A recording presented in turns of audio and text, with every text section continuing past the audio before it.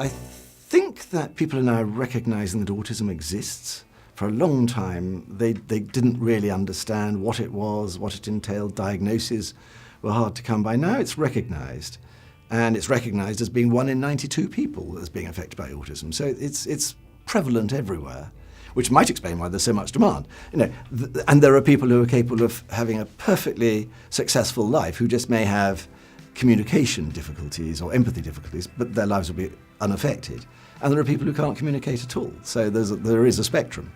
Why it's so hard to provide resources for is partly because of the difficulty in defining what it is and defining the need and where the state should step in. And I suspect just pressure on budgets, pressure on the health budget, pressure on social services, and autism has always fallen somewhere between the gap. It's not a national health issue really. And social services, it's not really an issue unless it's absolutely extreme. So the funding falls in between. And I suspect that's why there's been relatively reduced resources available compared to other things. So you're asking a story that really demonstrates what we do. And there are so many moving stories you hear, but I think the simplest and most moving one I was told by Liza, because I wasn't providing the service, is when a mother called her today, or called her on a day and said, "Today was an amazing day.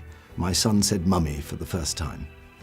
And it just brought home the sort of anguish that you have of being a parent and just not knowing where to go. And if we made that difference, that one, it sounds tiny, but it's enormous.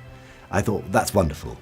And knowing that we make a difference to people really is a wonderful thing to be proud of, and I'm incredibly proud of the people here. It's down to them, but they've done wonderful things, and they continue to do wonderful things, and they change people's lives.